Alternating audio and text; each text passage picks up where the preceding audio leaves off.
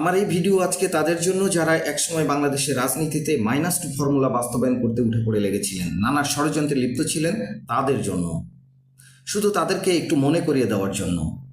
দেখুন ভাগ্যের কি পরিহাস, সময়ের ব্যবধানে বা সময়ের বিবর্তনে যাই বলি না কেন, আপনাদের কোনো প্রকার ষড়যন্ত্র এবং প্রচেষ্টা ছাড়াই বাংলাদেশের রাজনীতিতে এখন -2 ফর্মুলা বাস্তবায়ন হতে যাচ্ছে। সেটা কিভাবে তাই বলছি।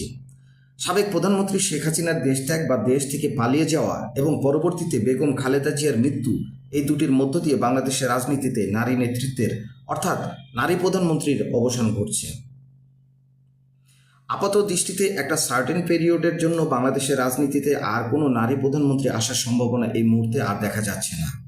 সুতরাং আমরা আগামীতে একজন পুরুষ প্রধানমন্ত্রী পেতে যাচ্ছি, যা বাংলাদেশের ইতিহাসে আরও একটি স্মরণীয় ঘটনা হবে বলে ধারণা করা হচ্ছে। তবে -2 ফর্মুলার প্রবর্তকদের জন্য পরামর্শ হলো এই যে, অযথা কোনো ষড়যন্ত্র করে দেশকে অস্থিতিশীল পরিস্থিতির দিকে ঠেলে দেওয়া কখনোই কাম্য নয়।